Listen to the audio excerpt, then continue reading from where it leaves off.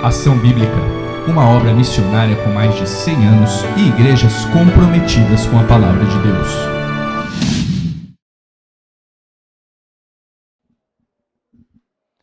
Vamos orar mais uma vez. Pai Celeste, com temor e tremor, Senhor Deus, é que estou aqui, diante da Tua Palavra para ler e para explicar. Ó Deus, sem a ação do Teu Espírito, Senhor, eu não sou nada, eu sou incapaz, ó Deus, de ensinar a verdade da Tua Palavra. Ó Deus, eu rogo em nome de Jesus que o Teu Espírito me guie, ó Deus, e que a Tua Palavra, que é viva, eficaz, poderosa, ó Deus, ela possa penetrar em cada um dos corações e que haja transformação para a Tua glória. Ó Deus, abençoe também os nossos professores, no ensino às nossas crianças e que elas possam, ó Deus, temer ao Senhor desde a sua infância.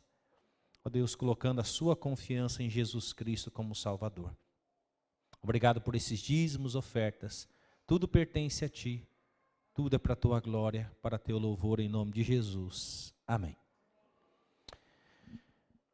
Estamos estudando o livro de Êxodo, o êxodo da escravidão para a libertação.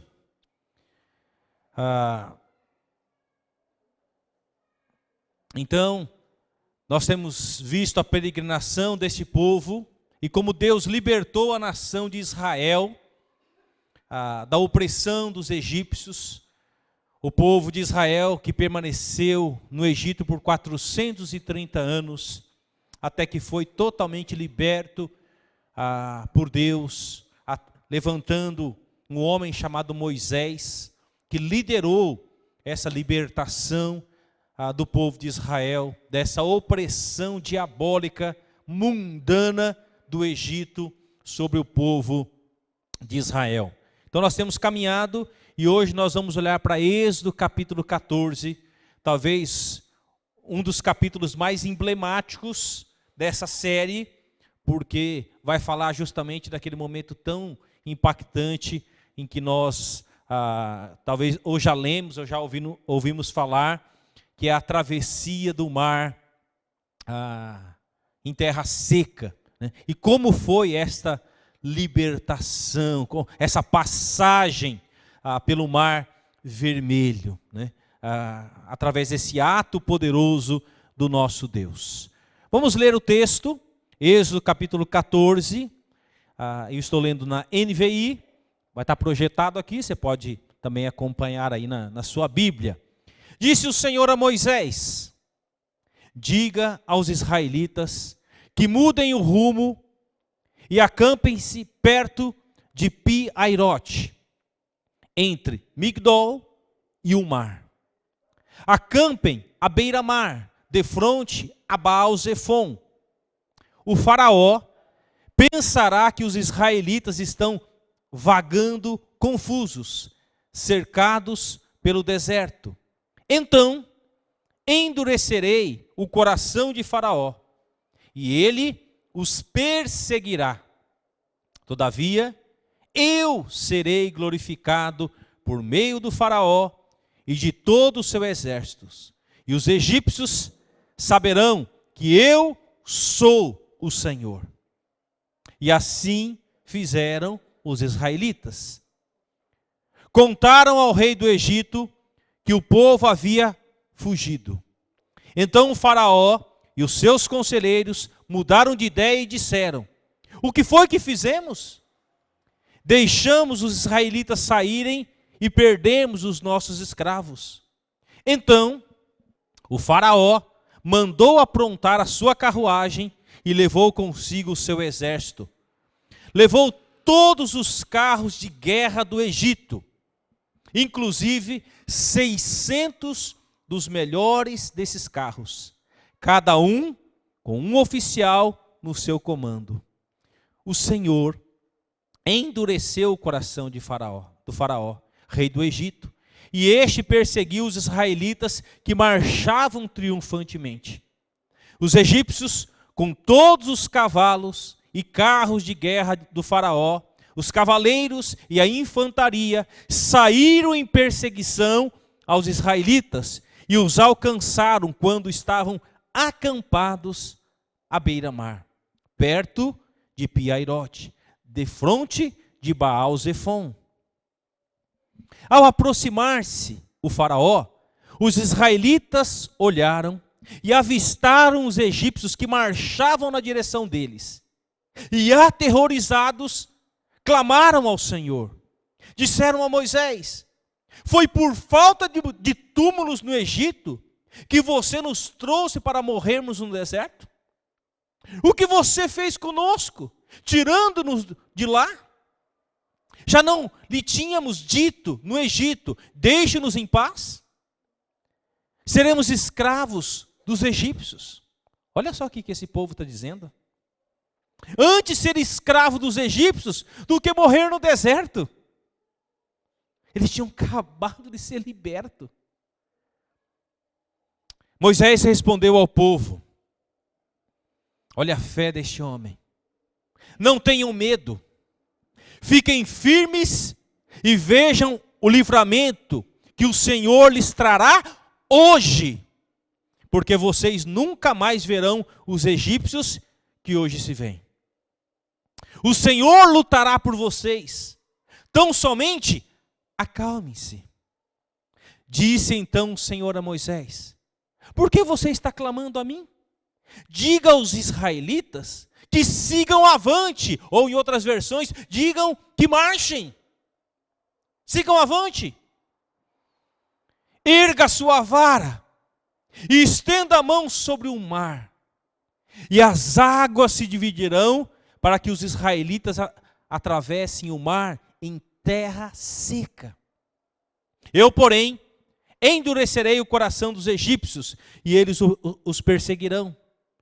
E serei glorificado com a derrota do faraó e de todo o seu exército, com seus carros de guerra e seus cavaleiros. Os egípcios saberão que eu sou o Senhor. Quando eu for glorificado com a derrota do faraó, com seus carros de guerra e seus cavaleiros. A seguir, o anjo de Deus, que ia à frente do exército de Israel, retirou-se, colocando-se atrás deles. A coluna de nuvem também saiu da frente deles e se pôs atrás. Lembre-se que a coluna ia à frente guiando o povo. Neste momento, a coluna vai atrás. Por quê? Verso 20.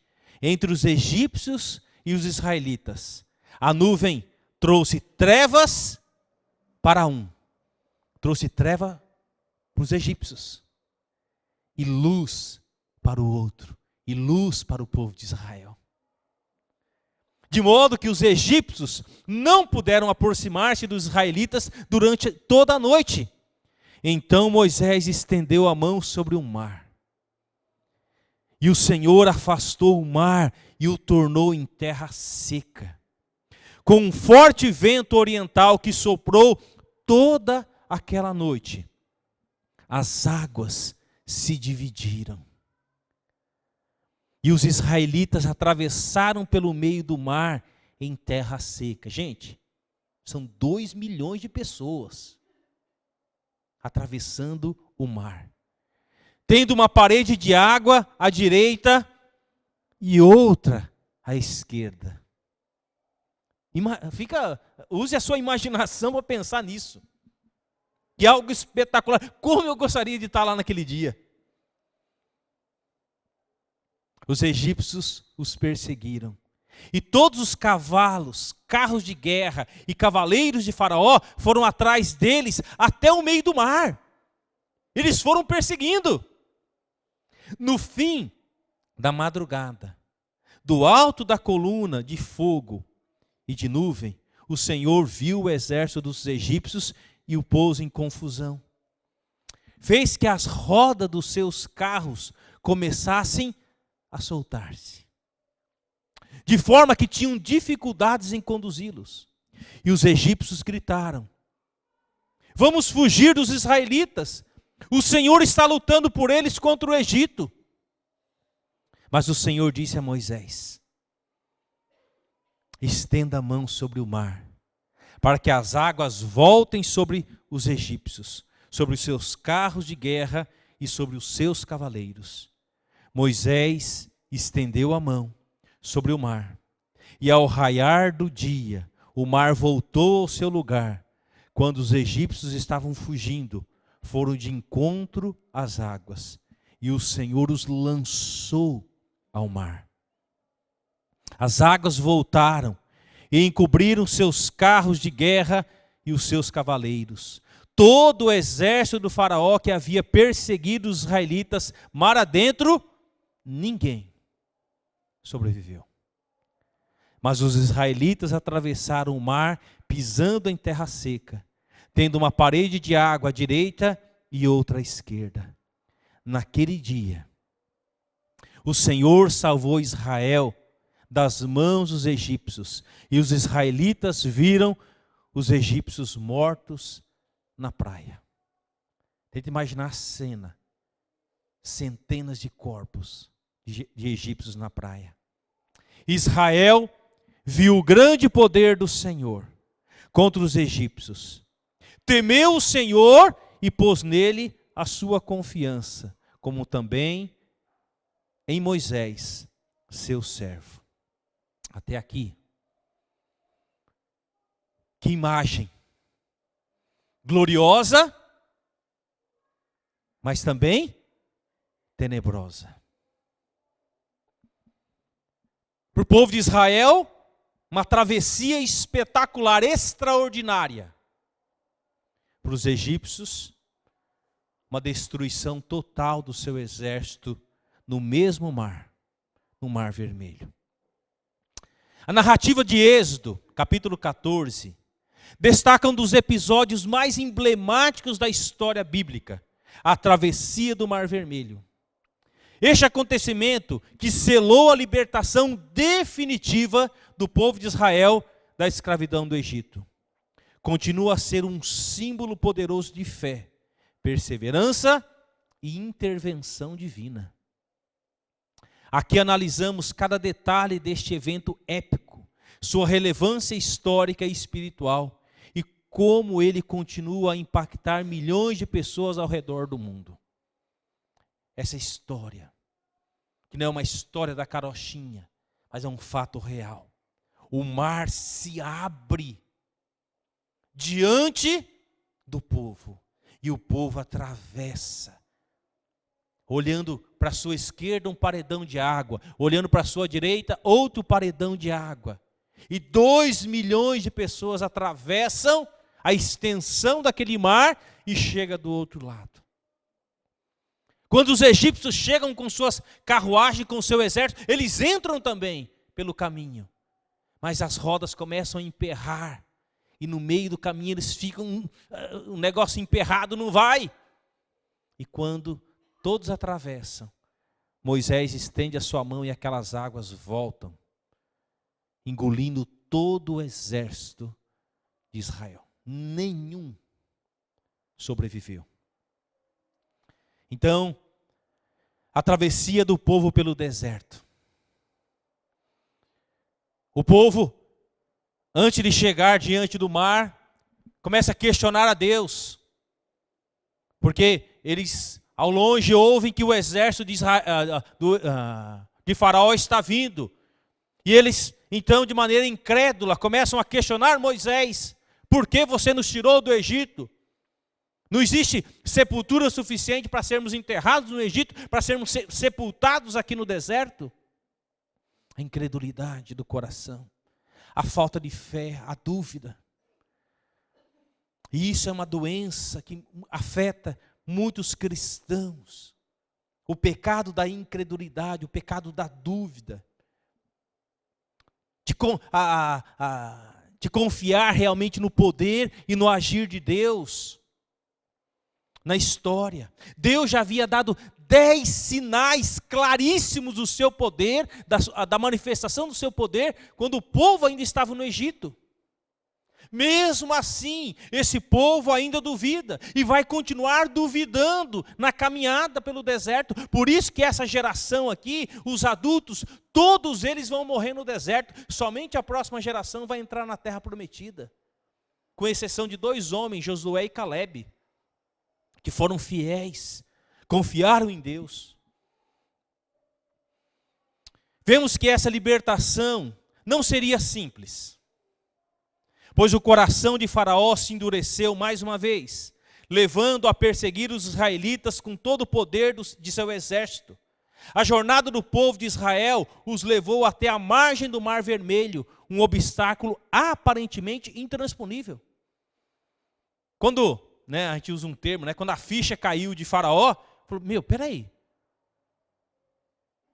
2 milhões de pessoas foram embora, os hebreus, e eles eram a nossa mão de obra aqui, no Egito, e agora nós perdemos eles. Opa, Faraó então reúne seu exército e fala, vamos atrás desse povo e vamos trazê-lo de volta. E o Mar Vermelho, ele era um obstáculo intransponível. Por mais que você fosse o melhor nadador, você não conseguiria atravessar a nado de um lado para o outro. No meio desse povo havia crianças, adolescentes, jovens, adultos, tinha os animais. Tinha gente como o Devair, que nem nadar sabe. Quando fica na piscina, fica na bordinha, Quando vai para o mar também, só fica onde bate na barriga. Não vai mais se aventurar, por quê? Não sabe nadar. Eram 2 milhões de pessoas. E sem saída aparente, e com o exército egípcio se aproximando rapidamente, o pânico tomou conta do povo. E esse momento de crise destacou a vulnerabilidade humana diante dos desafios da vida e a necessidade de confiar em algo maior. Como pastor, ao longo desses mais de 30 anos de ministério, eu tenho visto muitas pessoas que no momento da crise se desesperam. Ou questionam a Deus. Deus, por quê? Pastor, por quê? Por que essa doença? Por que esse desemprego? Por que toda essa situação que eu estou enfrentando? Quantos no meio da crise abandonam a caminhada com Deus? Quando as coisas estão bem, estão de mão levantada, adorando a Deus com alegria. Mas quando vêm as dificuldades, se afastam. Tentam buscar outras alternativas para resolver os seus problemas. E com esse povo não é diferente, eles ficaram em pânico. Isso mostra a vulnerabilidade humana diante dos desafios da vida. Talvez você que está aqui essa noite está enfrentando desafios. E mostra como nós, mesmo sendo cristãos, nós somos frágeis. Lembra que Salomão fala lá em Eclesiastes que a nossa vida, que nós somos como bolhas de sabão, tão frágeis que qualquer coisinha... A nossa vida, em fração de segundos, ela pode mudar. Em fração de segundos, ela pode mudar. E esse povo, então, estava em pânico. Confiar em Deus quando as coisas estão bem, é fácil. Confiar em Deus em meio às adversidades da vida, este é o grande desafio. Por outro lado, eu conheci crentes que me ensinaram muito através da fé e da dor, do sofrimento que eles passaram. Eu poderia citar exemplo de irmãos e irmãs aqui, que eu conheci ao longo da história, que passaram por situações que eu e você nem imaginamos passar.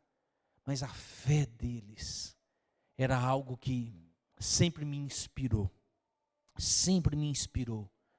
a continuar, a não desistir, a não deixar de confiar nas promessas de Deus.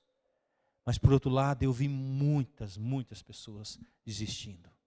Pessoas que estiveram sentadas aqui, pessoas que estiveram aqui nesse palco, não sucumbiram, entraram em pânico, se desesperaram, se afastaram, buscaram outras alternativas. E para o povo de Israel, não havia outra alternativa. Eles estavam diante do mar,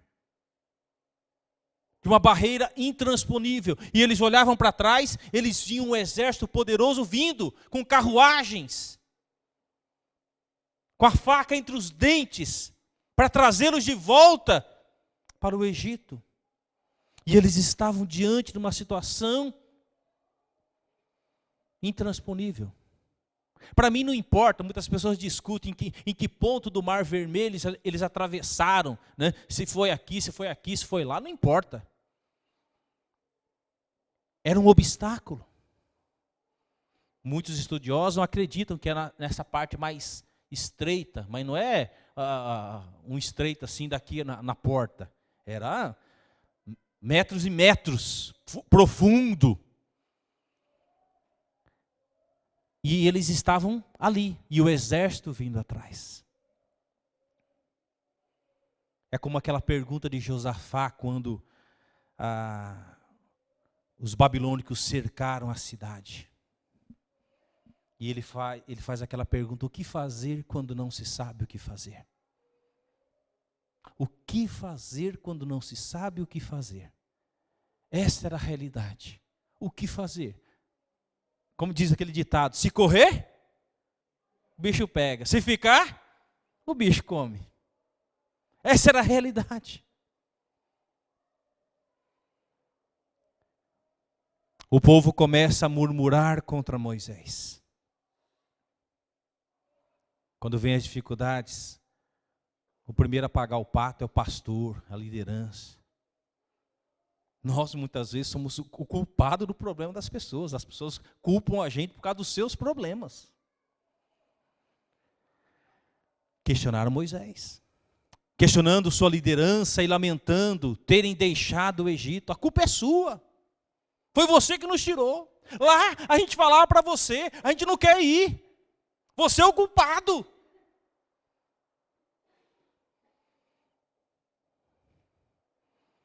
Muitas vezes pessoas fazem piadinha, né? Ministério pastoral é fácil. Pastorear uma igreja de pessoas é uma moleza. Beleza, eu te convido a assumir um grupo de pessoas e pastoreá-las, cuidar. E aqui não era um grupinho, era 2 milhões de pessoas. Questionando sua liderança, lamentando terem deixado o Egito. E em meio ao desespero, Moisés proferiu palavras que ecoam ao longo dos séculos.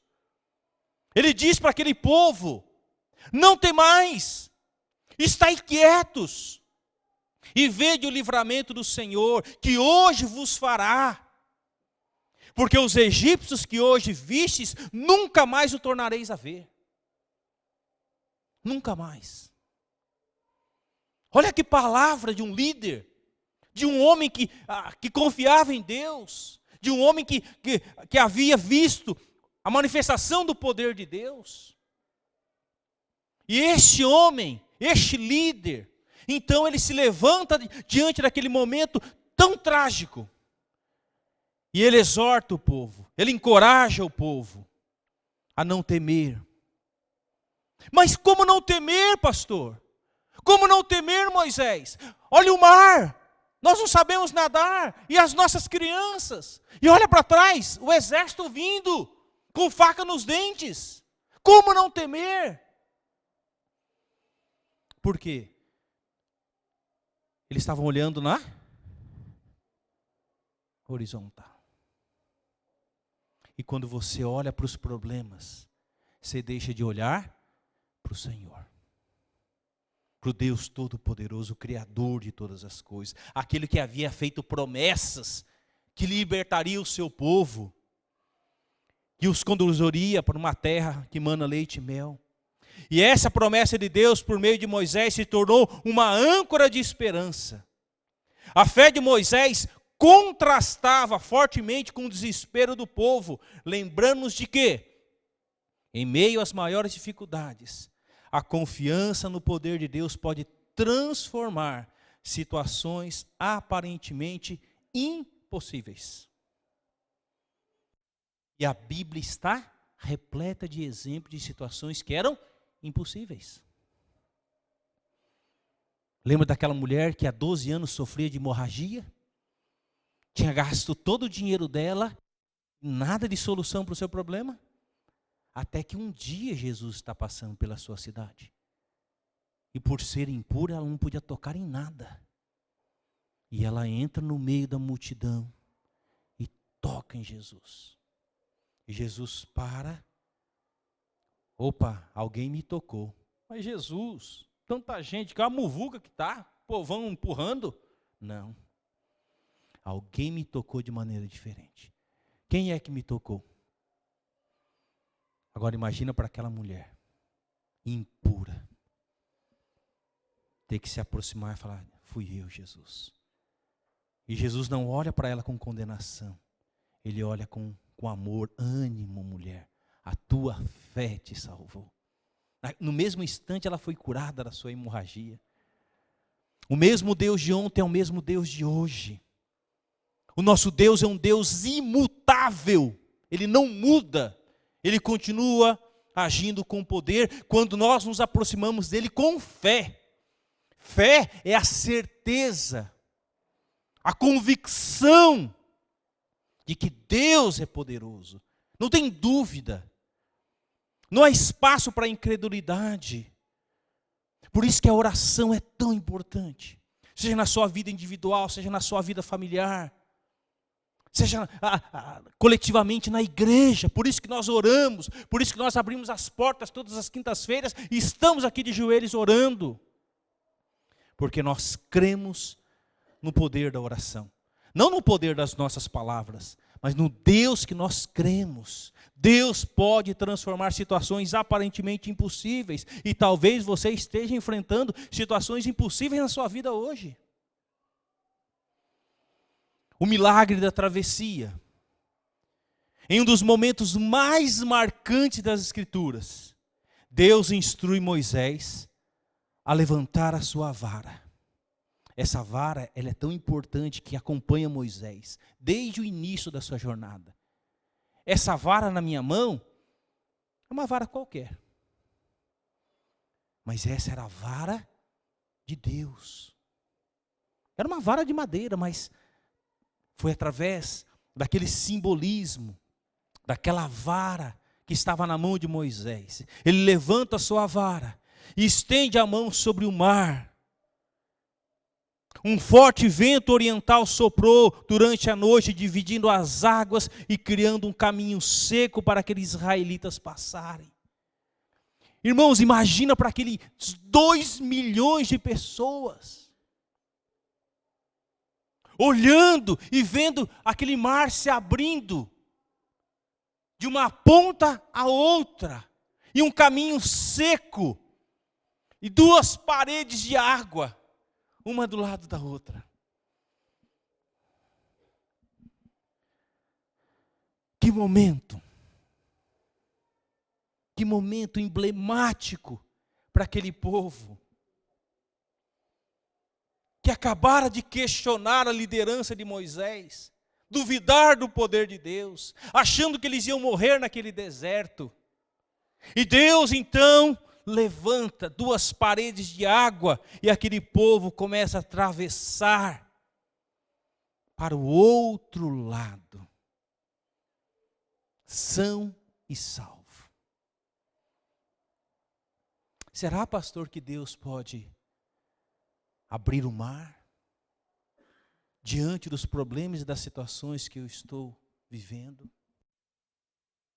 Para Deus, para o nosso Deus, nada é impossível. Nada. Nada é impossível. Ele é o Deus que tudo pode. Martim Lutero, que escreveu essa música, Castelo Forte, a sua fé em Deus, a sua confiança em Deus, o desejo de colocar a Bíblia na mão do povo. Se a reforma protestante foi tão importante na história, por isso nós estamos aqui hoje com liberdade, lendo a palavra de Deus e lendo histórias tão transformadoras da palavra de Deus. Em cena, descrita com detalhes vívidos na narrativa bíblica, é um dos maiores testemunhos do poder divino. Enquanto os israelitas atravessavam em segurança, as águas formavam paredes de ambos os lados, protegendo-os de qualquer perigo. Enquanto o último hebreu não atravessasse para o outro lado, nem uma gotinha de água daquele paredão voltaria ao seu curso normal. Quando todos estivessem do outro lado, aí sim, o mar voltaria ao seu rumo natural.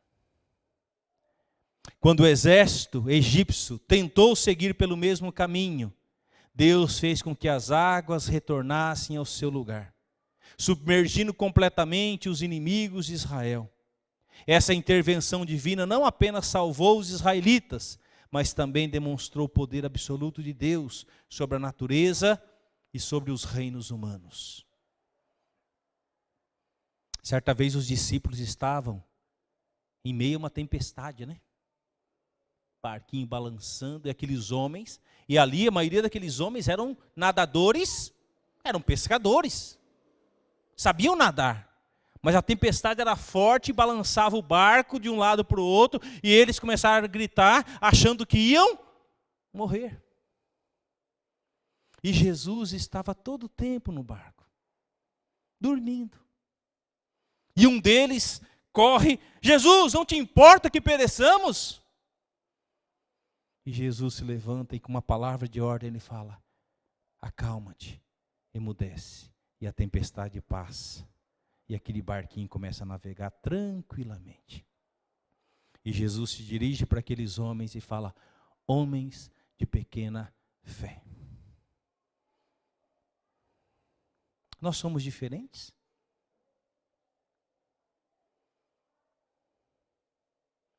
Quantas vezes Jesus deve estar nos repreendendo e dizendo para mim e para você: homem, mulher de pequena fé, por que você não confia? Todo o tempo eu estava aqui com vocês, nada iria acontecer. E é lindo nessa história que antes de Jesus atravessar para o outro lado, Jesus falou para eles: atravessemos para o outro lado. Jesus já tinha falado que eles atravessariam. E Jesus sabia que viria uma tempestade. E mesmo diante daquela tempestade, eles iriam atravessar porque Jesus havia falado: nós vamos atravessar para o outro lado. Quando vem a dificuldade, o inimigo vai tentar o seu coração. Ele vai dizer para você: por que você confia nesse Deus? Esse Deus, ele não tem todo o poder que ele fala. Esses milagres que estão relatados nas Escrituras são coisas que foram vividas no passado. É isso que o inimigo quer, colocar dúvida no seu coração. Ele quer fazer com que você pare de orar. Ele quer que você pare de ler as Escrituras. Ele quer que você pare de vir à igreja. Ele quer que você pare de buscá-lo. É isso que o diabo quer. Ele quer colocar dúvida no seu coração. E Satanás, ele é o pai da dúvida. Ele vai semear dúvida no seu coração. Foi um lembrete de que nenhum exército, por mais poderoso que seja, pode prevalecer contra o plano soberano de Deus. Israel, Deus ainda continua tendo um propósito para Israel. E vocês podem ter certeza que o mundo pode se voltar contra Israel, mas a mão de Deus vai estar com Israel. Acredite vocês ou não, a mão de Deus vai estar com Israel. Porque esse povo lá na frente, eles vão reconhecer a burrada que fizeram de não crer em Jesus Cristo como o Messias que já veio. Todo joelho se dobrará e toda língua confessará que Jesus Cristo é Senhor. Então, meus queridos, não existe nenhum exército ou império poderoso. Os grandes impérios ruíram. Babilônia, os persas, os romanos, os gregos, ruíram. Nada impede o agir de Deus na história para cumprir os seus planos. Nada. Eu sempre falo para Tânia, Tânia, nenhum de nós vai morrer de véspera. Todos nós morreremos no dia que Deus determinou para nós morrermos. Então não tenhamos medo. E isso me encorajou e tirou o medo que eu tinha lá atrás de ir no hospital. Hoje eu não tenho medo. Se eu morrer por causa de uma contaminação no hospital, eu estou cumprindo o plano de Deus e eu morri dentro do propósito de Deus. Ah, você não tem medo de ir na casa de recuperação, daqueles homens fazer alguma coisa com você? Não, não tenho medo. Por quê? Porque eu sei quem está comigo. E se for para me morrer lá, eu vou morrer lá porque está dentro do plano de Deus. Então, meus queridos, lance fora o medo. Encha seu coração de coragem. Porque nós cremos num Deus poderoso, que é soberano sobre a história. Assim como os israelitas precisaram confiar em Deus para atravessar o mar, somos chamados a confiar nele em meio às águas turbulentas de nossas vidas. O episódio também simboliza a transição de um estado de escravidão para a liberdade. Aqui é um marco importante. A travessia daquele mar definitivamente estava marcando a libertação desse povo. Agora eles estavam do outro lado. Do outro lado. Marcos, tão importantes na nossa vida. Eu gosto de marcos de lembranças. Eu gosto de escrever. Tem pessoas, eu conheci um missionário, que ele tem na sua casa lá um espaçozinho que ele coloca algumas coisas que são marcos na caminhada deles com Deus. Por exemplo, eu vi lá uma vez um pneuzinho, e eu perguntei, curioso, né? O que significa esse pneuzinho aqui? Ah, quando foi um pneu que estourou e Deus nos deu um livramento, eu coloquei esse pneuzinho para lembrar do livramento que Deus nos deu. Do livramento. Eu lá na minha casa tenho um quadrinho, lá, com um carrinho, né, pintado, aí tem a fotografia do Malão e da Graça. Né? Por quê? Porque lá atrás, o nosso carro estourou a correia dentada na Dom Pedro, indo para Atibaia. Eu, a Tânia e os meninos atrás. Não morremos pela misericórdia de Deus. Ficamos sem o nosso carro. Mandamos lá para o VAR, né? Para consertar o nosso carro. Né? E o Ney tinha trocado a correia dentada, acho que 2 meses, 3 meses antes, uma correia boa, Goodyear, mas uma fatalidade aconteceu, explodiu, estourou. Podíamos ter morrido. Voltamos para casa de guincho, não conseguimos ir no evento que a gente tinha em Atibaia, voltamos para casa e agora? Sem carro. Aí o José e a Graça tinham uma frota de carros, né? Aí falou, eu vou emprestar uma, não estou brincando, né? Eles tinham 2 carros, mas emprestaram o carrinho deles para a gente usar durante 1 mês e meio, 2 meses. Está lá, o quadrinho, o carrinho e a foto do Malão e da Graça. O José era mais novinho, tinha cabelo ainda, agora não, né? Eu gosto de marcos antigos, de lembrar isso, porque isso nos ajuda a lembrar do agir de Deus na história. E é interessante, no próximo capítulo nós vamos ver que esse povo vai tirar 12 pedras do meio do leito. E eles vão levar essas pedras para o outro lado, construir um altar para adoração a Deus. Marco. E todos aqueles que passavam por ali, vinham aquele monte de pedra. O que significa isso, papai? Ah, você não sabe, meu filho. Foi quando Deus nos fez atravessar o mar. Sério, papai? Sério. O mar se abriu, filho, de um lado para o outro, né? E a gente passou por esse mar. Ensinando para o seu filho o poder de Deus. O Egito representa a escravidão ao pecado e à opressão. Enquanto o outro lado do Mar Vermelho simbolizava a nova vida em Deus. Essa narrativa é um prenúncio da libertação definitiva trazida por Jesus Cristo, que através de sua morte e ressurreição abriu o caminho para que todos possam experimentar a verdadeira liberdade. O que acontece quando Jesus morre na cruz? Como algo emblemático. O que acontece no templo?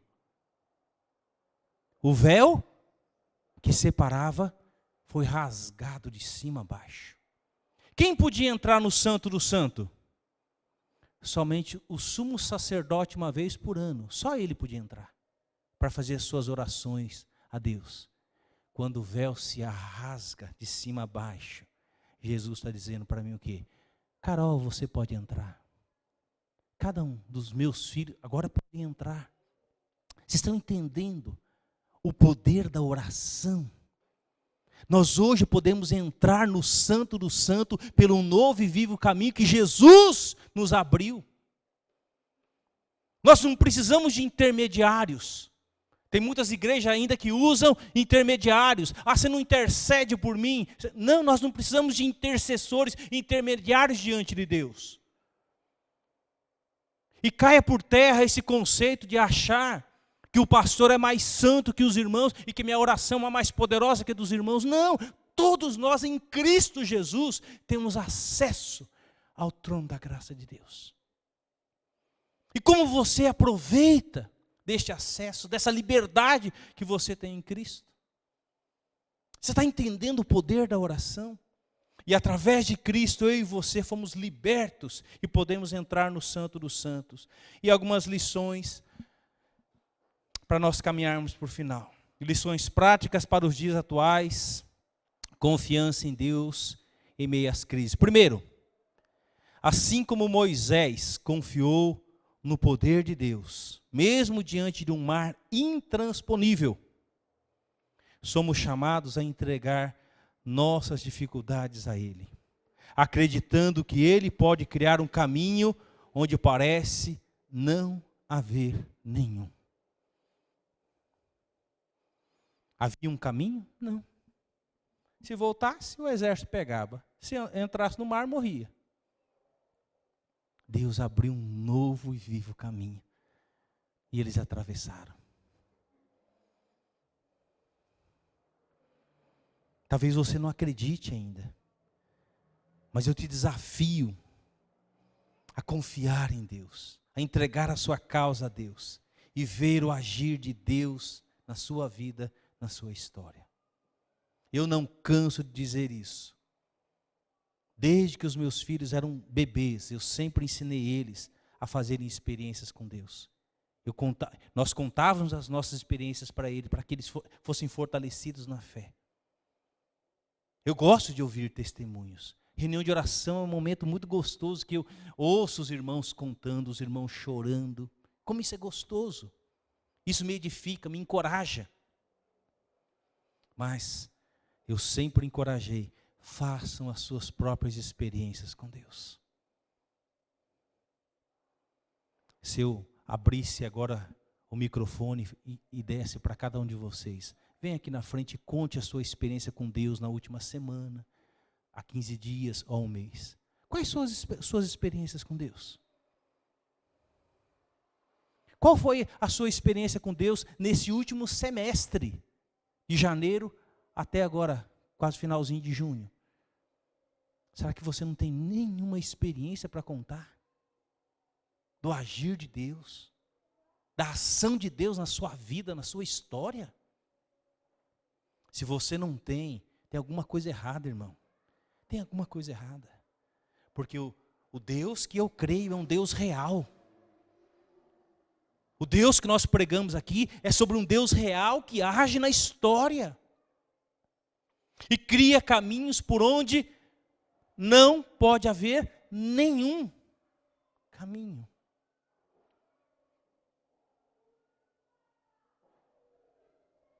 Ontem eu e a Tânia, enquanto estávamos deitando, estávamos lembrando de algumas histórias da nossa família e chorando, lembrando como Deus tem agido na nossa história de maneira milagrosa.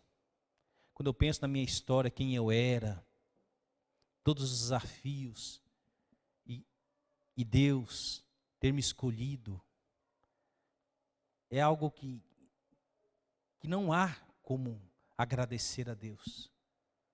Tanta graça, tanta graça.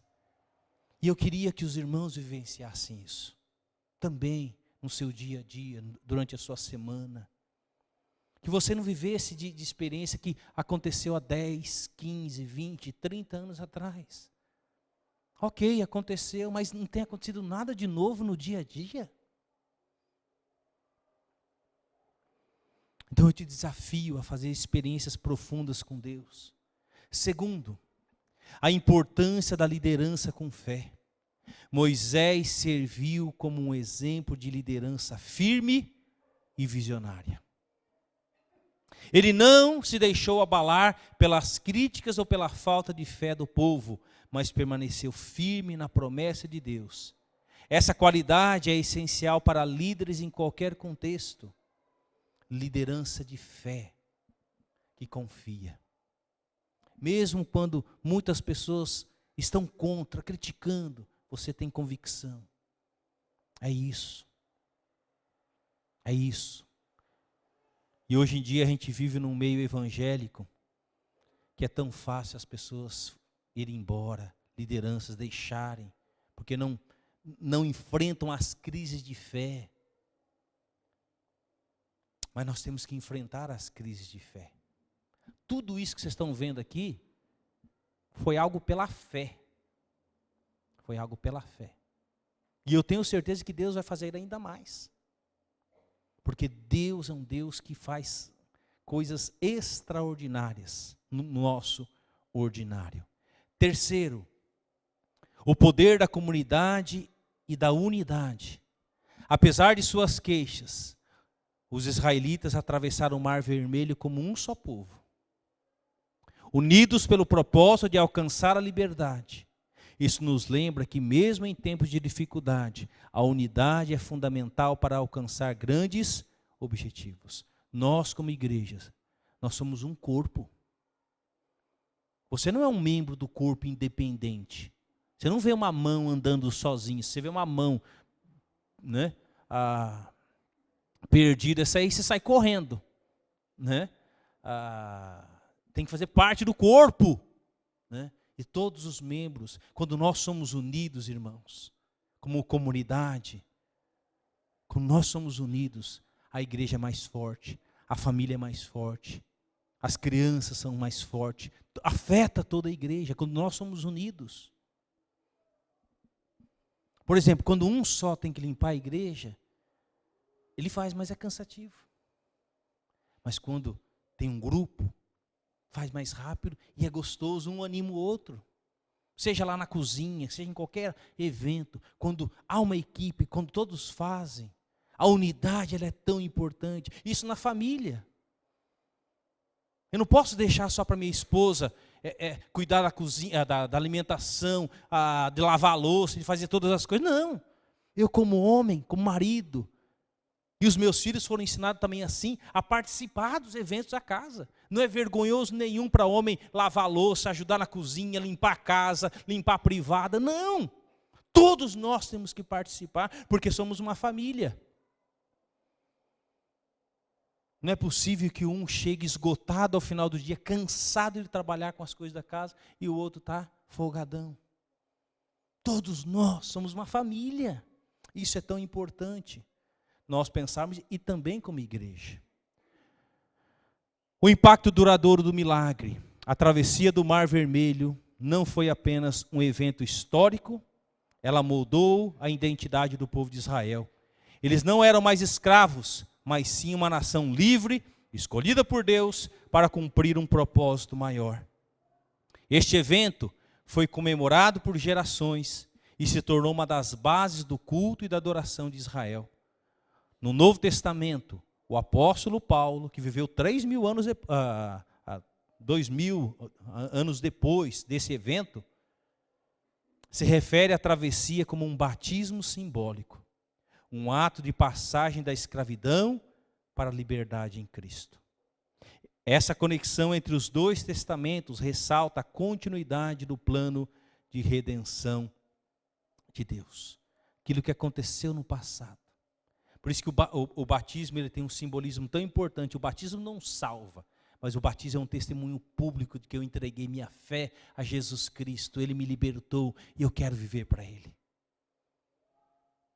É a fé em Cristo que nos garante a salvação, o perdão dos pecados. O batismo é um testemunho público. Eu quero dar esse testemunho público diante das pessoas que eu entreguei minha vida a Jesus Cristo.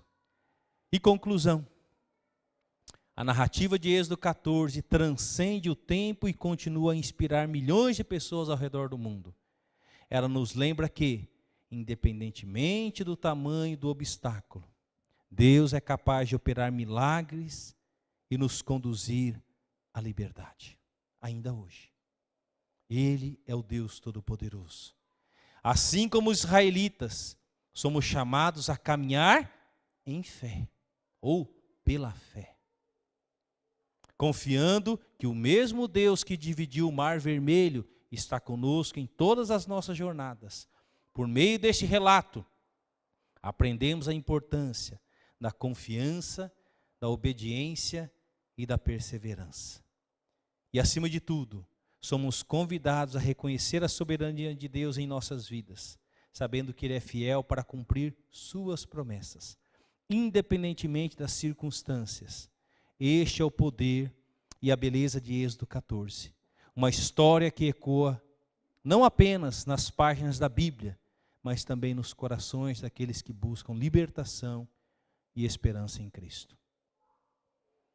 É por isso que eu não desanimo de ver aqueles homens lutando com dependências químicas, de encontrar em Jesus libertação.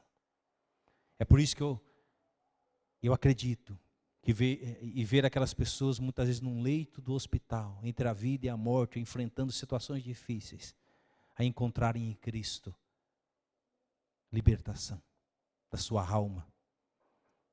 Não somente cura, Deus pode curar, mas muito mais importante a libertação, é crer em Jesus como Salvador. Então, meus queridos, a minha oração é que nessa nova semana você possa fazer experiências com este Deus Todo-Poderoso. Que você não viva de experiências de 20, 30, 50 anos atrás. Mas que você viva essas experiências com Deus no seu dia a dia. E que você tome coragem para vir numa reunião de oração ou num culto e falar assim: pastor, eu quero testemunhar de algo incrível que aconteceu na minha vida. Não para receber aplausos das pessoas, mas para dizer: Deus é real, Deus é real, Deus é real. E eu estou aqui para glorificá-lo, porque Ele é real. Amém? Então, Êxodo, libertos por Deus para andar com Deus. Oremos. Pai Celeste, obrigado por essa narrativa tão incrível, ó Deus, da libertação definitiva desse povo. Eles estavam no momento, Senhor Deus, que eles olhavam para trás e eles viam o exército poderoso do Egito, de Faraó, vindo buscá-los. Eles olhavam para frente, eles viam um obstáculo intransponível, aquele mar. E foi nesse momento em que Deus levanta Moisés, o líder daquele povo, e diz para esse povo: não temais. Porque hoje o Senhor dará grande libertação. Talvez você que está aqui esteja enfrentando um grande obstáculo, você esteja diante de um grande obstáculo, físico, emocional, profissional, financeiro, familiar, e que você não vê a solução. Que tem te deprimido, que tem te colocado para baixo, que tem te desanimado na sua oração, na leitura da palavra de Deus, de estar na comunhão com a igreja, de dar testemunho desse Deus para as pessoas. Mas eu quero te encorajar em nome de Jesus. Assim como Moisés disse: não temais, eu digo para você, meu querido, não temais. Porque hoje, ainda hoje, o Senhor pode mudar a sua história e abrir um novo e vivo caminho, apontando para você a direção. Mas você precisa ter fé, Você precisa confiar em Deus, você precisa colocar os seus problemas diante de Deus, você tem que deixar o orgulho de lado, a soberba de lado, e se humilhar diante de Deus, chorar diante de Deus, clamar pelo agir de Deus. E Ele é todo poderoso para fazer infinitamente mais do que tudo quanto pedimos ou pensamos, conforme o seu poder que opera em nós. Assim diz a palavra de Deus. Então viva hoje, viva o amanhã, fazendo experiências com esse Deus soberano e todo-poderoso. Não viva só de experiência que os outros contam, mas você em Cristo Jesus faça suas experiências. Porque Jesus Cristo abriu um novo e vivo caminho, rasgando aquele véu e nos levando diante do trono da graça do Deus Todo-Poderoso. E diante dele eu me aproximo, não com soberba, não para determinar, não para reivindicar, eu me aproximo diante desse Deus, com humildade, com temor e tremor, lançando sobre ele toda a minha ansiedade, toda a minha preocupação, na certeza de que ele pode mudar a nossa história. Obrigado, Deus, pelas muitas experiências que o Senhor tem permitido eu viver, e pelas muitas experiências que o Senhor ainda permitirá, se for da tua vontade, eu viver. Ó Deus, mesmo diante das crises, mesmo diante das críticas, não importa, Senhor, que os meus olhos estejam fixos em Jesus Cristo, o autor e consumador da minha fé.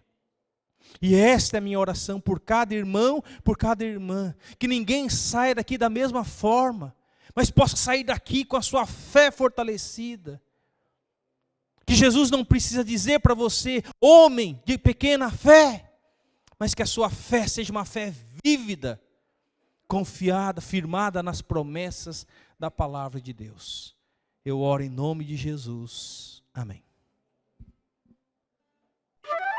Ação Bíblica, uma obra missionária com mais de 100 anos e igrejas comprometidas com a palavra de Deus.